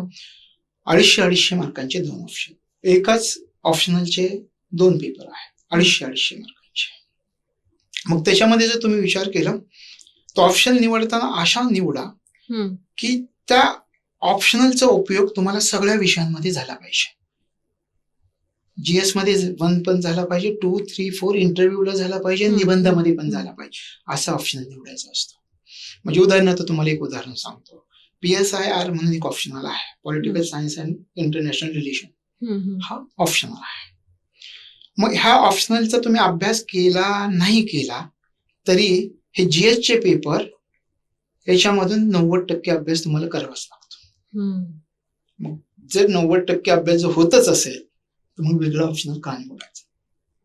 तुम्ही वेगवेगळे ऑप्शनल निवडता येतात तुमच्या आवडीनुसार. इथे एक लक्षात ठेवायचं, तुमच्या आवडीला प्राधान्य द्यायचं आहे का तुम्ही पास होण्याला प्राधान्य देता. तुमची आवड आहे, एक वेगळाच विषय आहे, तुम्हाला आवडतं. सायकोलॉजी सारखा एखादा विषय अवघड आहे, म्हणजे अवघड म्हणजे सोपा आहे, तुम्हाला आवडतो. इतिहासासारखा विषय आवडतो, पण तुम्हाला परीक्षा पास होण्यासाठी द्यायची का तुमच्या आवडीसाठी द्यायची हे ठरवता आलं पाहिजे. पहिली गोष्ट ही खूप महत्वाचं आहे. आणि मग तसं जर केलं तर तुम्हाला एक्स्ट्रा विषयाचा अभ्यास करावा लागतो. हा तर अभ्यास करायचाच, शिवाय एक्स्ट्रा त्याची तयारी असेल तर त्याला 1 वर्ष जास्त लागेल, ते तयारी करा. ह्या सगळ्या गोष्टींचा विचार करायचा. मग याच्यामध्ये तुम्हाला 2 विषय खूप इम्पॉर्टंट, पब्लिक ऍडमिनिस्ट्रेशन, PSIR, आता जे मी तुम्हाला सांगितलं, पॉलिटिकल सायन्स आणि इंटरनॅशनल रिलेशन, हा विषय. याच्यामधून तुम्ही अभ्यास केला नाही काही केला या विषयांचा तरी ह्याच्यातून अभ्यास होतोच तुमचा. त्याच्यामुळे असे विषय निवडायचे ऑप्शनल निवडतात. ऑप्शनल मध्ये तुम्हाला अभ्यास करायचा आहे तर एक गोष्ट करा, कुठेही आता सगळ्या क्षेत्रामध्ये तुम्ही जिथे जिथे असाल, जिथे जिथे ऐकत असाल, तिथे जरी ऑप्शनलचा अभ्यासाला तुम्ही सुरुवात केली आहे किंवा कोणाचं ऍप घेताय तर त्याचे 1-2 लेक्चर्स फ्री मागून घ्या अगोदर आठवड्यासाठी. आणि ते 1-2 लेक्चर्स चॅप्टर पूर्ण केला की नाही, त्या चॅप्टरवर आलेले प्रश्न जे आहेत ते प्रश्न सोडवून बघा. काय होतं तुम्हाला ह्याच्यातली गंमत सांगतो. एवढं शिकवतात एवढं शिकवतात आणि प्रश्न समोर बघितले की विद्यार्थ्याला प्रश्नच कळत नाही. बर, इथे तुम्हाला शाळे कॉलेज सारखा वेळ नसतो, 7 मिनिटामध्ये उत्तर लिहायचं आहे. मग आता विचार करा, प्रश्न समजायलाच 5 मिनिटं गेले. बापरे, कसं लिहिणार तुम्ही 2 मिनिटामध्ये? शक्य नाही शक्य. मग ऑप्शनल निवडताना असा निवडायचा की जी प्रॉपर लेक्चर्स अशी निवडा की 2-3 फ्री मागून घ्या आणि देतात ते आग्रह केल्यानंतर. त्याच्यातून जर सुटत नसतील तर अजिबात घेऊ नका, कितीही प्रतिष्ठित असेल तर. आणि एखाद्याचं समजा त्याला ओळखत नसेल पण त्याचं तुम्हाला लेक्चर बी कळतंय आणि प्रश्न पण सोडवता येत आहेत तर ते घ्या. ते खूप इम्पॉर्टंट आहे. जे तुम्हाला कळतं त्यानुसार ते करणं गरजेचं आहे. नाहीतर ह्याने सांगितलं आणि त्याने सांगितलं, त्याला तर तू कळलाय का विषय, हा इम्पॉर्टंट आहे. बऱ्याचदा लोक आपल्याला हे कर म्हणून सांगतात आणि त्यांना जर आपण विचारला प्रश्न हे का करायचं त्याचं उत्तर पण त्यांना माहित नसतं. जीवनामध्ये अशा अनेक गोष्टी पण, तर अशा प्रकारे कोणी सांगतंय म्हणून ऑप्शनल नका घेऊ. तर ह्या सगळ्या गोष्टींचा विचार करून ऑप्शनलची निवड करा. आणि ऑप्शनल मध्ये मार्क पडण्यासाठी तयारी जवळजवळ 1 वर्षाची लागते, रोज 4 तास. याला जोडून एक प्रश्न होता माझा की आत्ताचे मुलं जे आहे ते डिजिटलचं युग आहे, टॅबवर अभ्यास करतात, त्यांना लिखाणाची प्रॅक्टिस नसते आणि 250-250 मार्काचे 2 पेपर म्हटल्यानंतर त्यांना लिखाण खूप करावं लागतं. तर उत्तर लेखन, आन्सर रायटिंग कसं सुधारावं आणि त्याची प्रॅक्टिस कधीपासून सुरू करावी? अगोदर तो विषय समजावून घ्यावा. अगोदर तो जो तुम्ही विषय आहे तो समजावून घ्यावा. त्याचे क्वेश्चन आन्सर नीट अभ्यासावेत. आणि शेवटचे हे बघा 2 वर्ष अभ्यासासाठी आहे, 3रं वर्ष डायरेक्ट लिखाणासाठी. 6 महिने 6 तास लिखाणाची प्रॅक्टिस पाहिजे. तुम्ही म्हणाल 6 महिने 6 तासच का? तर आपले रोज 2 पेपर असणार आहेत, सकाळी एक संध्याकाळी, म्हणजे 6 तास लिहायचंय का? हो. 6 तास तुमची लिखाणाची प्रॅक्टिस कधी येईल?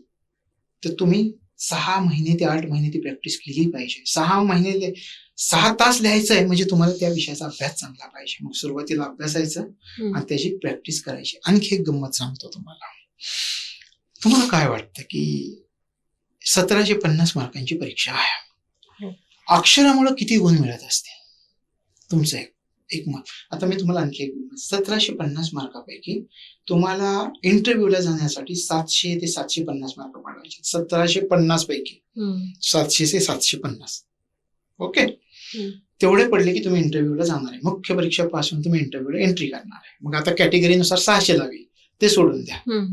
पण एक तुम्ही ओपन मध्ये आहात असं धरा आणि 700 मार्क तुम्हाला पाडायचे.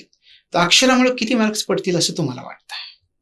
अंदाज सांगता नाही येणार मला, असं की मला वाटतं की मुद्देसूद लिहिल्यानंतर अक्षर वाचणं, मुद्देसूदचा पण नंतर विचार म्हणजे वाचणं योग्य असेल तर बऱ्यापैकी मार्क्स मिळू शकतात. म्हणजे एकदम शुद्ध लेखनाची परीक्षा नाहीये तिथे, मला असं वाटतं.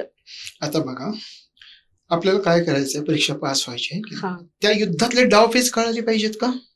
कळायला पाहिजे, डावपेच कळाले पाहिजेत. हा या डावपेचातला एक भाग आहे. 6 महिने रोज तुम्ही 2 पेपर सोडवताय 3-3 तासांचे. त्याच्यानंतर गेल्यानंतर तो विद्यार्थी सगळा पेपर लिहून व्यवस्थित येणार आहे, कारण एवढी प्रॅक्टिस केल्यानंतर तो पहिली ओळ जशी लिहिली तशी शेवटची ओळ लिहिणं, म्हणणं खूप सोपं, करणं खूप अवघड. ह्याला एवढी प्रॅक्टिस लागणार आहे. तेवढी केली तुम्ही, ठीक आहे, तुम्ही एवढी मेहनत केली परीक्षेला गेला. तुमच्या पुढचे 50 जण जे असतात की नाही, ते असे झालेले असतात लिहायला, पाठ सगळं करून आलेले, लिहिताना तुमची प्रॅक्टिस आहे की लिहिण्याची ती त्यांना जमत नाही. कसलेही घाणेरडे अक्षर काढतात. आता समजा परीक्षक समोर बसला आहे, 50 पेपर असे आहेत की काय लिहिलंय हे कळणार आणि कसंही लिहिलंय. 51वा पेपर तुमचा आला आणि एकदम मुद्देसूद मांडणी आहे. त्याला प्रसन्न वाटेल की नाही? हो, त्याचा मूड चांगला मूड होणार. चांगला होणार आणि तो मार्क्स वाढवणार की नाही अर्धा तरी. वाढवा, त्याला वाढवा. 5 दिले तर तुम्हाला 100 मार्क वाढू शकतात. हम्म. लिखाणामुळे 100 मार्क वाढू शकतात. नीट नेटकं असेल तर हा, लक्षात आलं मार्क्स का? वाढवू शकतात. अंडरलाईन हा. किंवा कारण तो वैतागलेला असतो. ही काय अधिकार पदावर जाणारी ही मुलं प्रॅक्टिसच नाही केली, कसाही पेपर लिहिलाय मग त्याला पण वाटतं की अधिकारी व्हायला हा योग्य आहे. मग तो तुमचा एखाद्या प्रश्नात तुम्ही मुद्दा मांडण्यात जरी कमी पडला तर तो तुम्हाला तिथं त्याच्यापेक्षा अर्धाच मार्क वाढवून देणार. सगळ्या पेपरचा विचार करा 1750 मध्ये. बरोबर. पण 80 ते 100 मार्क तुमचे वाढू शकतात. ही स्ट्रॅटेजी झाली. हे 100 मार्क कुठे वाढवायचे, इथे वाढवायचे. आता किती वाढवावे लागतील? 650. लक्ष जे लिहिताय त्यासाठी प्रॅक्टिस करा. हे खूप गरजेचं आहे. रिव्हिजन प्लॅन कसा असायला पाहिजे? रिव्हिजन प्लॅन मी तुम्हाला सुरुवातीला म्हटलं की 5 दिवस जो तुम्ही अभ्यास केला त्याचे रिव्हिजन होणं गरजेचं आहे. 2 वर्षात अभ्यास कम्प्लीट करणं आणि शेवटचं वर्ष लिखाणाच्या माध्यमातून सगळे विषय रिवाइज होणं गरजेचं आहे. ते जर तसं केलं वर्षभर तर तुम्हाला सांगू का 50 जरी जागा आल्या तर तुम्ही त्यात बसणार आहे. ती भीती नाहीये तुम्हाला. 200 जागा आल्या, 700 आल्या, 600 आल्या, ज्यांना यात इंटरेस्ट असतो की नाही, 500 आल्या, 600 जागा आल्या, 700 आल्या, ते दरवर्षी परीक्षा देत असतात 5-6 वर्षापासून. त्यांना दरवर्षी ते इंटरेस्ट असतं की किती जागा येतील. मग असा जर अभ्यास केला तर तुम्हाला त्याच्यात काही रहस्य राहत नाही, स्वारस्य राहत नाही की 100 आले का 200 आले काय, मला एवढे मार्क पडायच्यात, 750 पडले रे पडले, मी इंटरव्ह्यूला आहे. बस तुम्ही विचार वेगळ्या पद्धतीने केला. मला मार्क्स एवढे पाडायचे, पोस्टचा नाही विचार करा. आणि टॉपर कितीच असणार आहे? 900 950. इंटरव्ह्यू 275 मार्काचा आहे. आणि इंटरव्ह्यू 275 मार्कामध्ये तुम्हाला 170 पासून 200 पर्यंत, अगदी 220 पर्यंत मार्क पडू शकतात. तिथे वाढणार आहेत मार्क्स तुमचे. सगळा अभ्यास असेल, तुम्ही म्हटलं की ऑप्शनल, हे आपण विचार केला, तुमचे जीएस चे विषय चांगले असेल, PSI सारखा, IR सारखा ऑप्शनल असेल तर तुमची इंटरव्ह्यूची आपोआप तयारी होती, तुमची एसीची आपोआप तयारी होती. निबंध जो होतो तो एथिक्सच्या पेपरमधनं निबंधाची चांगली तयारी होती. कुठं उदाहरणं लिहावी, त्या विषयाची मांडणी कशी करावी, हे एथिक्सच्या पेपरमधून कळतं. निबंधाची वेगळी तयारी करावी लागत नाही. तर हे जे आपण म्हटलं आता की एखाद्या ऑप्शनलची तयारी कशी करायची, ते अशी करायची. आता मी सगळं केलं आणि मी झाली MPSC पास असं आपण गृहीत धरू, तर MPSC फक्त नोकरी आहे की सामाजिक जबाबदारी आहे? सामाजिक जबाबदारी आहे. एक तुम्हाला उदाहरण सांगतो. पूर्वी काय व्हायचं की एथिक्स हा विषय UPSC साठी नव्हता, 250 मार्काला. त्यावेळी लक्षात काय आलं, अधिकारी हुशार येत आहेत पण त्या अधिकाऱ्यांमध्ये नीतिमत्ताच नाहीये. तो अधिकारी जनतेमध्ये जाऊन समंजसपणाने किती वागतो, तर त्या ठिकाणी मग एक सांगण्यात आलं आयोगाला, UPSCला, केंद्रीय लोकसेवा आयोगाला, आम्हाला नुसते हुशार अधिकारी नकोय, नीतिमत्ता असणारे, सामाजिक जबाबदारी सांभाळणारे अधिकारी पाहिजे. मग तो कमी हुशार असेल तरी चालेल. म्हणून एथिक्स विषय आणला आणि तोच विषय आता लागू केला. आणि मग आता आपण सामाजिक जबाबदारी, तर पूर्णपणे सामाजिक जबाबदारी आहे हे तिथं तुम्ही अगदी. आणि साधारणपणे स्पर्धा परीक्षेकडे वळायचा जर तुम्ही विचार केला तर आपण स्वप्न याच दृष्टिकोनातून पाहतो ना, की समाजासाठी काहीतरी करता यावं किंवा समाजासाठी आपण काहीतरी देणं लागतो. तर या दृष्टिकोनातून किंवा समाजामध्ये प्रतिष्ठा मिळावी, मान सन्मान मिळावा, ह्या सगळ्या गोष्टी कोणत्या क्षेत्रामध्ये असतील तर ह्या क्षेत्रामध्ये तुम्हाला मिळून जातात. रात्रंदिवस तुम्हाला जितकं समाजामध्ये मिसळेल तितकं तुम्ही लोकप्रियच होणार. आणि तुम्ही गेले की लोक अक्षरशः पटापट उभी राहतात. याच्यापेक्षा अजून तुम्हाला काय पाहिजे? MPSC मध्ये व्यक्तिमत्व कसं घडतं? MPSCच्या प्रवासामध्ये व्यक्तिमत्व कसं घडतं? MPSCच्या प्रवासामध्ये माणूस घडतो. व्यक्तिमत्व तर घडतंच पण माणूस घडतो. मग तो यशस्वी झालेला असो, अपयशी झालेला असो, अभ्यास हा वाया जात नाही. त्याचं जीवन घडवतो तो अभ्यास. जर त्यानं खरोखरच प्रॉपर अभ्यास केलाय तर तो त्याचं जीवन घडवतो. आता व्यक्तिमत्व कसं घडतं तुम्हाला सांगतो. मी तुम्हाला आता सांगतो एथिक्स या विषयामध्ये एक उदाहरण सांगतो. जगातल्या सगळ्या थोर पुरुषांचा अभ्यास करावा लागतो. त्यांच्या शिकवणीतून समाजाला काय मिळालं याचा अभ्यास करावा लागतो. लक्षात आलं, याच्या अभ्यासातून आपण घडत जातो, आपण काय आहोत आणि कसं असायला हवं हे यातून आपण शिकायला सुरुवात होतो. मग तुम्ही जगातले सगळे महान शास्त्रज्ञ देशामध्ये येतील, जगामधले महान नेते त्याच्यामध्ये येतील, आतापर्यंत ज्यांनी जगामधले आतापर्यंत होऊन गेलेले सगळे महान राजे त्याच्यामध्ये येतील. ह्या सगळ्यांचं कार्य तर अभ्यासायचंच एथिक्सच्या पेपरमध्ये, आणि त्याशिवाय त्याचं नावच आहे नीतिमत्ता, एथिक्स, इंटिग्रिटी अँड ऍप्टिट्यूड, अभियोग्यता नावच आहे त्याचं. तो पेपरच तुमचं व्यक्तिमत्व त्यासाठीच आणलाय तो पेपर. सर, अनेकदा विद्यार्थी 5-5, 10-10 वर्ष एमपीएससीचा अभ्यास करतात, पण त्यांना यश मिळत नाही. तर त्यांनी काय करायला पाहिजे किंवा त्यांना यश न मिळायच्या मागे प्रमुख कारणे कोणती असतात? 5-10 वर्ष यश मिळत नाही असं ज्यावेळी एखादा विद्यार्थी, अनेक विद्यार्थी आहेत असे, आणि त्याच्यामध्ये जर विचार केला तर अभ्यासाचं नियोजन ठरवलेलं नसतं. आपण जे सुरुवातीला म्हटलं की काय करायचं हे माहिती पाहिजे. वर्षभरामध्ये टाइम बॉन्ड जर तुम्ही ठरवलेलंच नाही, 5 वर्ष 10 वर्ष करतात म्हणजे टाइम बॉन्ड ठरवलेला नाहीये. म्हणून त्या वेळेमध्ये काय काय करायचं हे नियोजन त्यांच्या समोर नाहीये. शिवाय त्यांच्या काही स्वतःच्या चुका आहेत, स्वतःची काही मतं असणं, डायरेक्ट येणं, अभ्यासाला बसणं आणि अनुभवाने शिकत जाणं. म्हणजे ठेस लागली तरच मगच विचार करायचा, पण अगोदर ती ठेस लागेल हे सांगणारा असेल तर त्याच्याकडे जाऊन मार्गदर्शन नाही घ्यायचं, कारण तो वेळ वाचतो त्यांचा. तसं नाही करायचं. आणि ते त्यांच्या जगामध्येच रममान झालेले असतात. साधारणपणे कॉलेजचे जीवन जसे जगतात तसेच रममान झालेले असतात. इथे यायचं, आता साधारणपणे त्यांच्या स्तरावरती किती जरी चांगले क्लास उपलब्ध असले तरी सुद्धा पुण्यासारख्या ठिकाणी येऊन अभ्यासाला सुरुवात करायची. पुण्याच्या वातावरणामध्ये आल्यानंतर एक तर खूप चांगलं मार्गदर्शन मिळून तो पुढे जाऊ शकतो, ही स्टेप झाली. आणि दुसरी स्टेप, तो आयुष्यातून बाहेर जाऊ शकतो. हे दोन्हीतले एक काहीतरी होतं. आयुष्यामध्ये आल्यानंतर तो जर त्यांनी आपण इथं कशासाठी आलो आणि का आलो हे जर नेहमी लक्षात ठेवलं, ते 5-10 वर्षाचा प्रश्न अनुभवाची गरज नसते. आणि ते 2 गोष्टी जर विसरून अभ्यासाला सुरुवात त्यांनी केली, कसाही अभ्यास करणे, टार्गेट्स न पूर्ण करणे, परीक्षा झाल्यानंतर अनालिसिस न करणे, इथं आल्यानंतर मैत्रिणींची गप्पा गोष्टी, या गोष्टी खरं तर टाळता आल्या पाहिजे.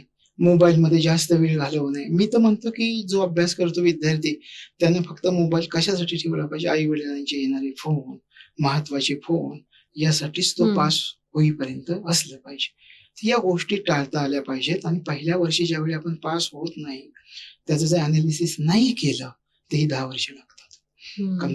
लगेच चुका येतात ना, तुम्ही अनालिसिस करायला न घाबरता अनालिसिस करायचं, की बघितलं तर एवढेच मार्क पडले तर टेन्शन येईल, म्हणजे अनालिसिस कधीच नाही करायचं. तशा प्रकारे मी म्हटलं, तुम्ही सुरुवातीला मला विचारलं की अभ्यासक्रमाचा जो आहे तो पाहणं किती गरजेचं आहे, तो म्हटलं मॅप आहे. तो मॅपच माहित नाहीये, मग 10 वर्ष लागणारच आहे. तर या गोष्टी टाळता आल्या पाहिजेत. तर तुम्ही काय करा की ज्यांना, हे बघा, 4 वर्षांनी जरी तुम्हाला कळालं तर तिथून मागं काय झालं याचा विचार न करता ज्या दिवशी कळालं तिथून चांगली सुरुवात करा. पुन्हा नियोजन करा. आजपासून अभ्यासाला सुरुवात केली आहे असं नियोजन करा, आणि आपण जी चर्चा केली आहे त्या सगळ्याच्या नोट्स काढा, त्यानुसार तयारी करा. तुम्हाला मागची जरी 4 गेलेली असली तरी पुढच्या 2 वर्षात तरी तुमचं होऊ शकेल. तर ह्या गोष्टी त्यांनी टाळणं गरजेचं आहे. आणि सगळ्यात महत्वाचं की हे जे 5-10 वर्षाचं तुम्ही विचारलं, त्यातले 100% विद्यार्थी ज्याला 5-10 वर्ष लागतात ना, खोटं बोलणारे आहेत म्हणून एवढे वर्ष लागलेले. खोटं बोलू नका. जे सत्य आहे, जेवढे मार्क पडलेत त्याचं अनालिसिस करून टप्प्याटप्प्यानं पुढे जावं. तर हे टाळता येतील 5-10 वर्ष. एक्सेप्ट करायची तयारी जास्त पाहिजे. आणि आधीपासनं मी एक वाक्य ऐकलंय घरच्यांचं, की प्रत्येक गोष्ट जी आहे ते स्वतःच्या अनुभवातून शिकणं गरजेचं नाही, काही काही गोष्टी दुसऱ्यांच्या अनुभवातून पण शिकायला पाहिजे. तर त्यांनी त्या चुका केल्यात, लक्षात आलं का? त्यांच्याकडून झालेल्या माणसांकडून चुका शिकला. तुमच्या चुका, तुमचा तो वेळ वाचतो. त्यांना येणारे अडथळे माहित असतात आणि ते सांगत असतात की इथं असं केलं तर हे होईल, नको करू. मी जे तुम्हाला म्हटलं ना की पालकाची मोठी रिस्पॉन्सिबिलिटी आहे. वर्षातून 1 दिवस 1 तास स्वतःच्या मुलाला द्यायचा, आणि कोणीही देऊ शकेल मला वाटतं. तर एवढा देणं गरजेचं आहे. त्याची उत्तरपत्रिका स्वतः तपासणं आणि अनालिसिस कर. आणि मग त्याला जर 5 वर्षांनी, जर 4 वर्षांनी सुद्धा 20 आणि 25च मार्क येत असतील तपासल्यानंतर, लगेच ते क्षेत्र बंद करून दुसरा पर्याय शोधणं गरजेचं आहे. सगळेच विद्यार्थी होणार आहेत असं नाहीये, तर हे काळजी घेतली पाहिजे. 5 वर्षाच्या पुढे जर तो विद्यार्थी जात असेल तर त्यांनी पटकन दुसरं क्षेत्र निवडणं गरजेचं आहे. 4 वर्षाचा टाइम बॉन्ड सरकार जे आहे हम्म. ते लोक समर्थनासाठी 50 वर्ष करेल तुमची, पण ते तुम्हाला कळायला पाहिजे की आपल्याला किती टाइम. त्यांनी 43 वर्षी काय राहतं माणसाला. हम्म. 38व्या वर्षी ओपनला दिलं. 38 वर्षामध्ये काय आहे? 38 वर्ष म्हणजे खूप मोठा टप्पा गेला तुमच्या जीवन. पुढे पण काय करता येणार नाही. म्हणून 4 ते 5 वर्ष करून हे करा. आणि जर तरी पण करायचंच आहे तर मग मात्र सावध होऊन 2च वर्षाचं तिथनं पुढे टार्गेट ठेवा आणि कम्प्लीट करा. नियोजन करताना कुठल्या गोष्टी काटेकोरपणे पाळल्याच पाहिजे? नियोजन करताना सगळ्यात महत्वाचं आहे तुम्ही अभ्यासाची शिस्त पाळली पाहिजे.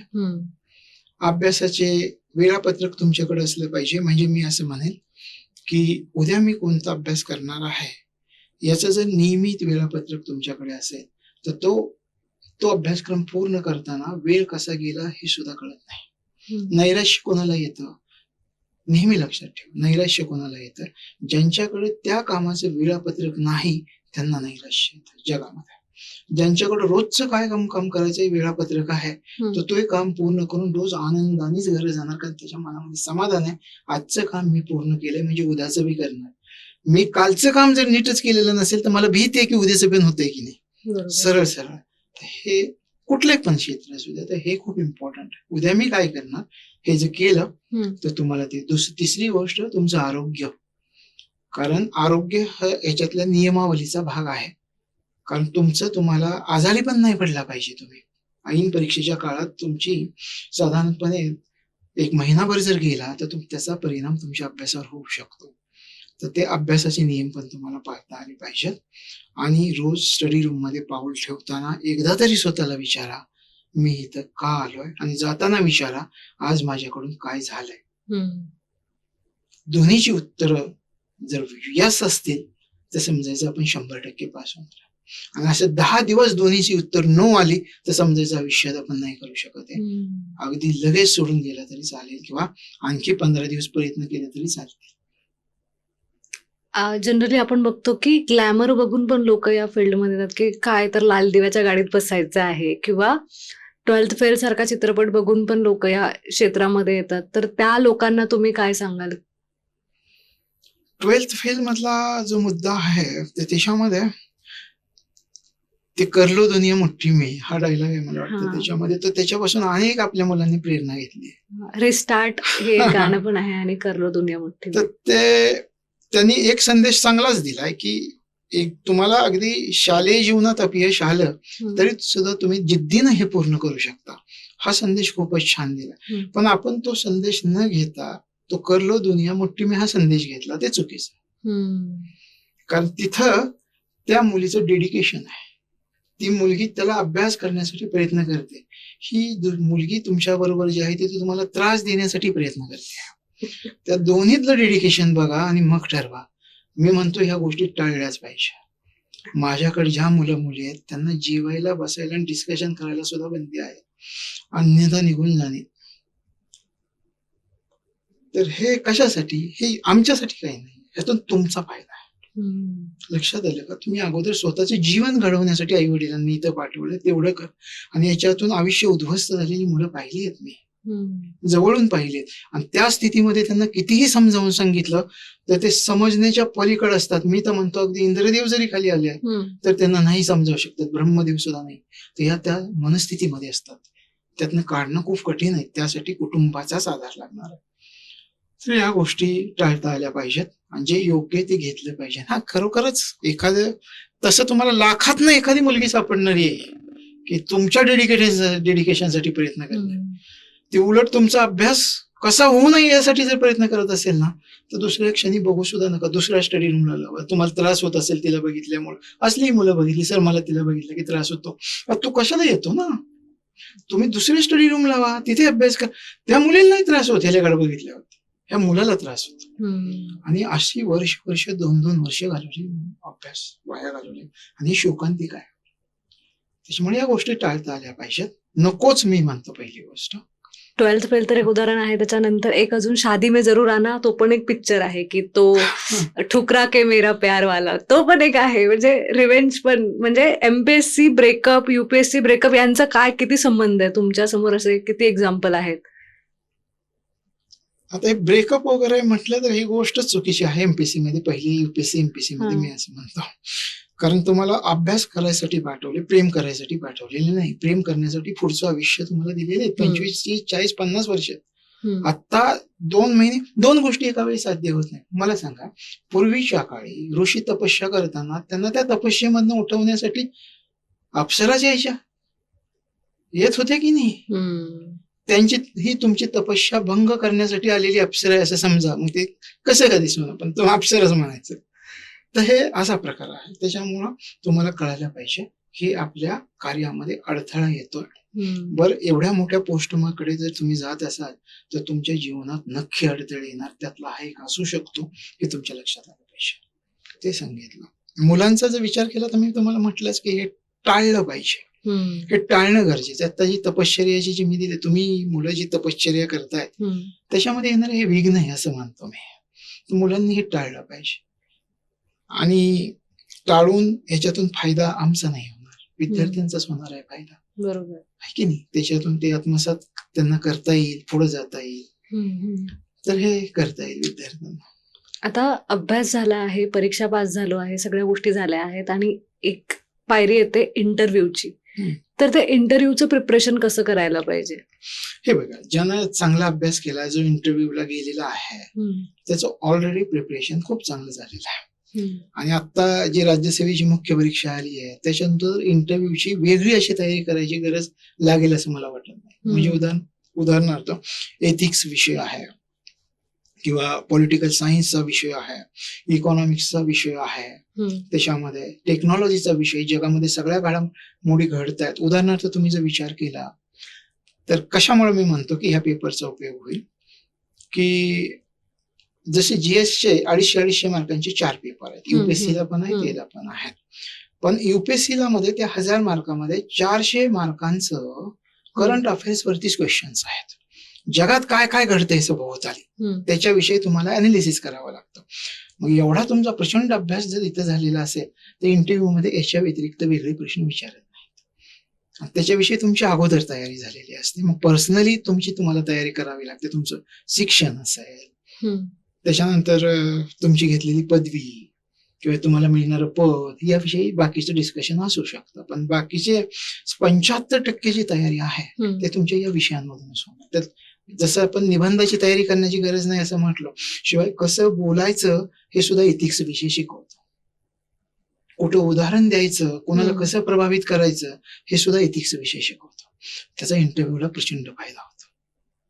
ते इंटरव्ह्यूची तयारी म्हणजे ऑलरेडी तुम्ही सगळ्या विषय जर चांगले असतील तरच तुम्ही इंटरव्ह्यूला पोहोचणार आहे, अन्यथा पोहोचणारच नाही. बरोबर. तर अशी कमी वेळात तयारी होऊ शकते असं मला म्हणायचं याच्यामध्ये. नेहमी आता जागांवरून चर्चा सुरू असतात किंवा वेगवेगळे बदल सुद्धा होत असतात. तर आता ज्या परीक्षा होणार आहे त्यामध्ये कुठले बदल केले आहेत? आता अलीकडच्या कालावधीमध्ये जर विचार केला तर 2025 पासून या परीक्षा, राज्यसेवेची परीक्षा पूर्णपणे बदललेली आहे. मुख्य परीक्षा प्रिलिम्सचे पेपर जसे पूर्वी होते तसेच ठेवलेले आहेत. जीएसचा पेपर आणि सीसॅटचा पेपर 200 मार्काचे पेपर आहेत. आणि मेन्स मध्ये मात्र